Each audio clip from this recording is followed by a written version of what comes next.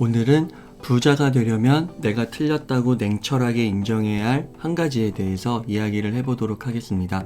오늘 참고할 책은요, 천용록 작가님의 부의 확장입니다. 제가 성남 빡독에 나가잖아요. 그 성남 빡독에서 한 분께서 이 책을 추천해 주시더라고요. 그래서 읽어봤는데 정말 좋더라고요. 그래서 여러분들께 이렇게 소개해 드리게 되었습니다. 책의 맨 앞에 작가분의 이런 말이 나옵니다. 냉철하게 현실을 직시할 때 비로소 인생은 뜨거워진다. 냉철하게 직시할 때 인생이 뜨거워진다. 굉장히 역설적이죠. 진정한 정의가 실현되는 곳에 사랑이 넘친다. 또 사랑이 많은 곳에는 옳고 그름을 가르는 정의가 살아있다. 참 역설적인 것 같습니다. 천용록 작가님은 제가 지금 작가라는 이런 용어를 붙였는데 책을 쓰셨으니까요. 근데 한 750억 정도를 운용하는 그 자산운용사의 대표님이기도 하시고, 전직으로는 이제 트레이더로서 한 연봉도 한 4억 정도를 받으셨대요. 그래서 누구보다도 자본주의, 부자가 되는 법.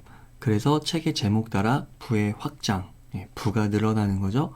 그리고 부를 늘리는 그런 원리, 그리고 뭐 자본주의의 핵심 원리, 이런 것들에 대해서 잘 아시는 것 같습니다.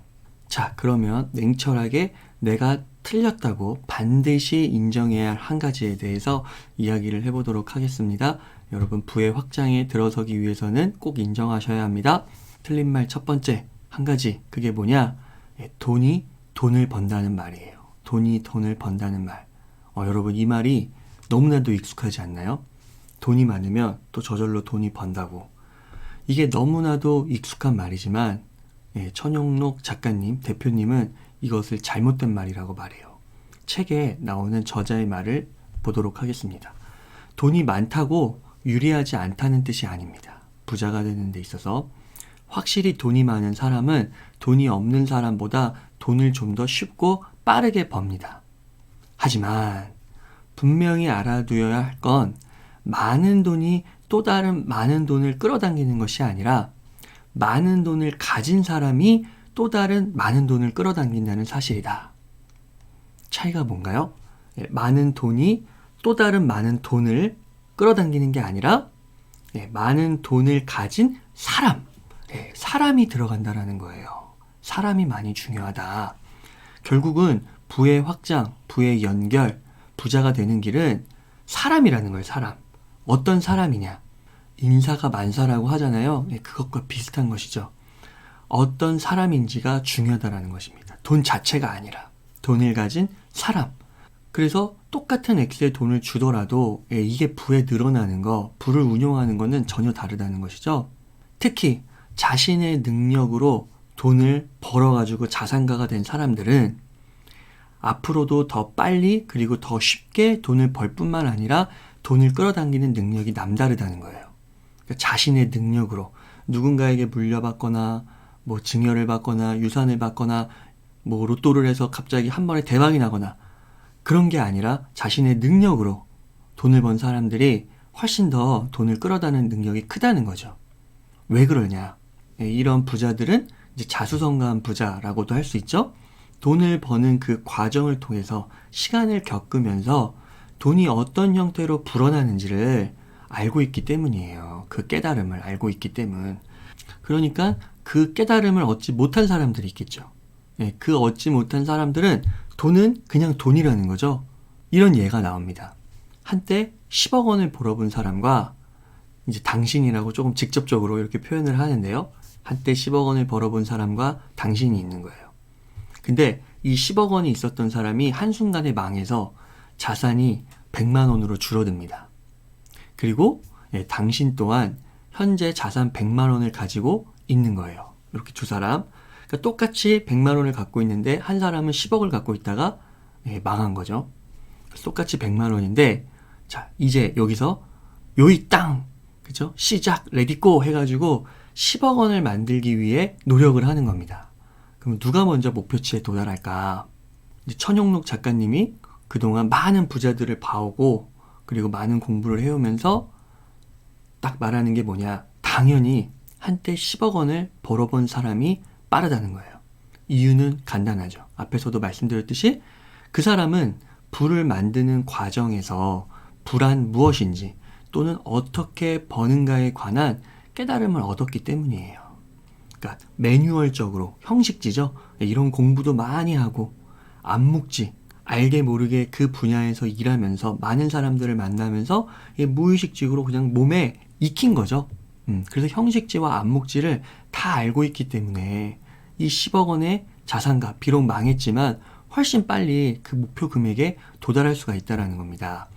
이런 형식지와 암묵지로 인해서 현재 그가 가진 자산은 비록 100만 원밖에 없지만 10억으로 도달하는 가장 빠른 길에 오를 이미 티켓을, 그렇죠? 패스권을 이미 쥐고 있다는 것이죠. 저는 이 말을 들으면서 이게 유튜브 채널을 키우는 것과 굉장히 비슷하다고 느꼈습니다. 예를 들어서 50만 명의 구독자의 채널이 있고 50명의 구독자의 채널이 있는 거예요.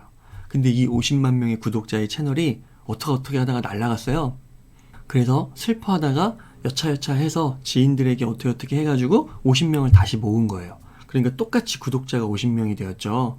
자, 그러면 이때 이제 질문. 누가 더 다시 채널을 키운다고 했을 때 10만 명까지 빨리 늘릴 수 있을까?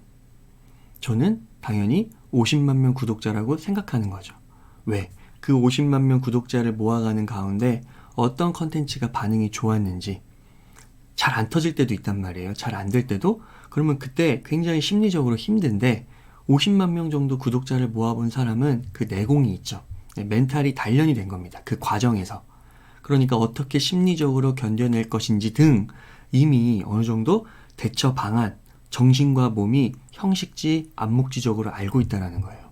그래서 50만 채널을 보유했던 사람이 훨씬 유리하다는 거죠. 따라서 돈을 실제로 벌어본 경험이 매우 중요하다는 것입니다. 로또가 아니라 지속적으로 매해 일정한 수준 이상의 수익률을 달성하면서 부를 축적해본 경험, 그런 과정과 결과를 다 가져본 그것이 매우 중요하다는 것이죠. 전 재산이 딱 1억 원이 남은 거예요. 이걸 갖고 경마장을 갔더니 하루에 500%를 번 거예요. 그래서 굉장히 큰 부자가 됐어요. 근데 천용록 작가님은 이렇게 말합니다. 이런 부자들은 지금은 부자겠지만 미래는 절대 밝지가 않다고요. 그러니까 부의 확장, 이 확장은 미래라는 개념과 연결되어 있잖아요. 밝지 않다는 거죠. 왜? 이렇게 한때 번 돈은, 한 방에 번 돈은 신기루처럼 사라질 거라는 거예요. 앞으로 잃을 것만 남았다는 거예요. 왜? 그 과정에서의 깨달음이 공부가 없잖아요. 그러니까 운용을 할 수가 없는 거죠. 행운이었던 거죠. 노력이 아니었던 거죠. 그러니까 한번 부자가 되고 행운으로 부자가 되고 이제 신기루처럼 잃을 것만 남아서 점점 깎이면 오히려 그 인생은 더 비참할 확률이 높다라는 거죠. 그렇죠? 올라갔다가 떨어지니까요. 그냥 처음부터 낮아 있는 상태면 괜찮은데 반대로 매년 10%씩이지만 10%도 굉장히 높죠. 요즘 이율에 비하면 10%씩 매년 남짓 자산을 불려가는 거예요. 결국 이게 누적이 돼서 결국 부자가 된 사람이 있는 겁니다. 이것이 바로 저자가 추구하는 지속 가능한 성공 방정식, 진정 이 책에서 말하고 있는 것이라는 거죠. 그 과정에서 충분히 배우고 몸에 충분히 습득하고 그래서 이것이 없다면 장기적으로 봤을 때 인생 전체를 두고 봤을 때는 자산 증식 속도가 결코 이런 꾸준한 사람들을 따라잡을 수가 없는 겁니다. 따라서 틀린 말, 저희가 냉철하게 인정해야 할 첫 번째 말은 뭐예요? 돈이 돈을 번다는 말. 틀렸죠? 사람이 들어가야 돼요. 많은 돈을 가진 사람이, 그러니까 돈을 가져본, 돈을 경험한 사람이 또 다른 많은 돈을 끌어당긴다. 이 말이 맞는 것입니다. 자, 여기서 또 한 가지 날카로운 통찰이 있습니다. 돈이 돈을 번다. 이 말이 틀렸다고 했잖아요. 그런데 왜 이 말을 대부분의 일반인들이 별 의심 없이 철석같이 받아들이는 이유가 뭐냐. 그쵸? 오늘 이 방송 전에 많은 분들이 돈이 돈을 번다 이거를 진리라고 생각하는 분들이 많았을 거란 말이에요. 자, 그 이유는 뭐냐면 바로 이 말 자체가 나에 대한 면죄부가 되기 때문이라는 거예요. 면죄부. 무엇에 관한 면죄부인가? 바로 지금 내가 부를 얻지 못한 거, 부자가 되지 못한 거, 이것에 대한 나의 탓이 아니라는 면죄부라는 거죠.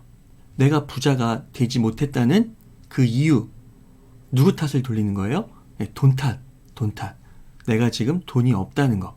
그러니까 내가 지금 돈이 많으면 돈을 버니까 더 많은 돈을 끌어당겨서 부자가 됐을 텐데 지금 돈이 없으니까 그 돈이 없는 그 자체, 돈 탓을 한다는 거죠.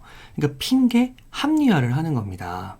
그쵸? 나의 노력으로 내가 자수성가한 그런 부분이 중요한데 나의 몸에 암묵지 형식적으로 최대한 그 지식이 중요한 건데 그 과정에서 그걸 견뎌내야 되는 건데 그 시간을 축적해야 되는 건데 그거를 다 깡그리 이렇게 묶어서 탁 차치해버리고 돈 탓을 해버린다는 거죠. 지금 돈이 없다는 그 이유 자체를. 그래서 이런 사람들이 구체적으로 이런 말을 잘한다는 거예요. 어차피 세상은 가진 자들이 더 가질 뿐인데, 그렇죠? 돈이 돈을 부르니까. 내가 돈이 없는 건 나의 잘못만은, 나의 게으름만은, 나의 귀찮음만은, 나의 탓만은 아니야! 이렇다는 거죠. 그러니까 나는 돈이 없기 때문에 부를 이룰 수 없었다고 스스로를 위로하게 된다라는 겁니다. 근데 그건 천용록 작가님은 여기다 팩폭을 나누는 거죠. 그게 아니다. 너의 게으름 탓이고 너의 잘못 탓이고 너의 귀찮음 탓이고 결국 너의 탓이다. 그래서 이 부분을 읽을 때 니체의 말이 생각났어요. 니체가 이렇게 말했죠. 어떤 이제 천재를 본 거예요. 크게 성공한 사람. 그 사람들을 볼 때 이런다는 거죠. 천재를 노력이 아닌 재능으로 인해 되었다고 여기면 우리 자신과 비교하면서 우리의 부족함을 느끼지 않아도 된다. 그러니까 천재가 된 걸 재능 탓으로 돌리면 나는 재능이 없는 거잖아요. 그러니까 나는 재능이 없으니까 그 천재처럼 될 수 없잖아요. 그러니까 그 성공한 사람을 천재라고 이렇게 탁 그냥 치부해버리면 나와 비교할 필요가 없는 거죠. 그래서 내가 부족함을 느끼지 않아도 되고 내가 그동안 노력하지 않았다는 것을 인정하지 않아도 되는 거죠. 그러니까 마음이 편한 거예요. 또 이런 말을 했어요. 누군가를 신적인 존재로 부르면 우리는 그와 경쟁할 필요가 없게 된다. 아무도 예술가의 작품 속에서 그것이 완성되기까지의 과정은 보지 못한다. 그 편이 나은 점도 있다. 작품이 완성되는 과정을 보게 되는 경우에는 언제나 그 반응이 주눅들기 때문이다. 이런 거죠. 그러니까 예술가의 그 천재적인 작품도 천재성, 재능 때문이다 라고 딱 얘기해버리면 그냥 마음이 편한 거예요. 왜? 나는 그런 재능이 없어서 그런 걸 못 그렸을 뿐이라는 거죠. 그 예술 작품을 못 만들었을 것 뿐이라는 거예요. 근데 그 천재가 실제로 얼마만큼 노력했는지, 얼마만큼의 시간 동안 그것을 인고했는지, 인내했는지를 바라본다면 어떻다는 거예요. 나를 반성하게 되고 주눅들기 때문에 괴로워질 수도 있다는 거죠. 굉장히 니체도 예리하게 말했는데 천용록 작가님과 이런 니체가 굉장히 통하죠. 그래서 이 모든 말, 부가 부를 부른다, 돈이 돈을 부른다, 이 말이 저자에 의하면 착각이라는 거죠. 미안한 이야기이지만 이 모든 것이 착각입니다. 여러분들의 착각입니다. 많은 사람들이 가능성의 시대라 말합니다. 돈이 없어서 부를 이룰 수 없다고 말하기에는 지금 도처에 가능성이 널려 있습니다. 혹자가 그러죠. 당군일에 가장 돈 벌기 좋은 시대라고요. 일리가 있는 것 같아요. 천용록 작가님도 현재 750억 원을 굴리는 회사의 CEO였고 거의 10만 구독자에 달하는 유튜버이기도 하고 이전에 4억 연봉의 트레이더기도 하셨어요. 그러니까 어느 정도 그 부의 원리를 알고 실제로 구현해낸 분이라고 할 수 있잖아요. 그래서 우리가 오늘 이 말들을 잘 염두에 두어야 되는 것 같습니다. 자, 한 가지만 더 말씀드려보면은 이 책에 부의 공식이라고 나와요. 부의 공식. 이 부의 공식이 어떻게 성립하느냐. 부는 돈 많은 부자는 나의 자산 곱하기 물음표라는 거예요. 여기 물음표에 뭐가 들어가냐가 중요하겠죠. 나의 자산이라는 건 나의 현재 자산. 부는 현재 나의 자산 곱하기 물음표. 자, 누군가는 여기 물음표에 1.5를 곱할 수도 있고 3을 곱할 수도 있고 5를 곱할 수도 있죠. 현재 돈이 얼마 있든 나의 자산이 얼마 있든 크게 상관이 없어요. 그렇죠? 그러니까 나의 자산이 많으면 1보다 큰 수만 곱해도 이 부가 늘어나게 되잖아요. 근데 이 자산이 조금 작다고 하더라도 여기에 3을 곱해버리고 5를 곱해버리면 훨씬 더 커질 수 있다는 거죠. 자, 이 물음표가 뭐예요? 바로 앞에서 말했던 사람이라는 거죠. 사람. 내가 어떤 사람인지. 내가 과거로부터 어떤 삶을 살아와서 현재 내가 어떤 형식지, 암묵지를 갖고 있는 사람인지, 그리고 미래 발전 가능성, 잠재성을 실현시키기 위해 어떤 노력을 하고 있는지, 이런 게 이제 물음표에 들어가는 거죠. 이 공식이 되게 중요해요. 심지어 이 물음표에 1 이상을 곱해가면 다행인데 막 소수점을 곱해가거나 마이너스, 심지어 마이너스까지 곱해가는 사람도 있다는 거죠. 그렇게 되면 어떻게 되나요?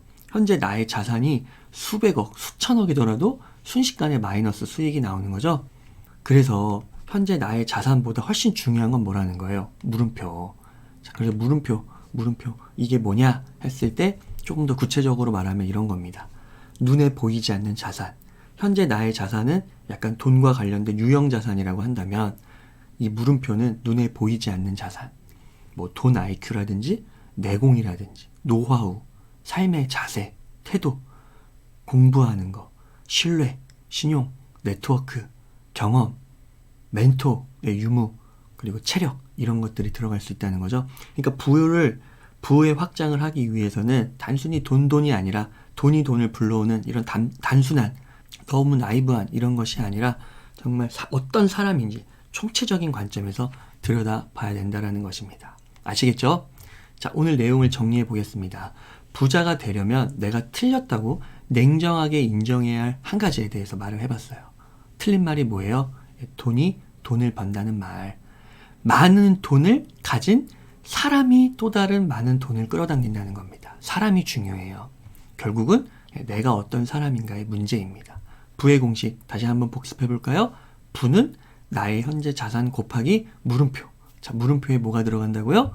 눈에 보이지 않는 자산, 돈 IQ, 내공, 노하우, 자세, 태도, 공부 신용, 네트워크, 경험의 유무, 멘토, 공동체도 있고 체력, 이런 것들이 들어갈 수가 있겠죠.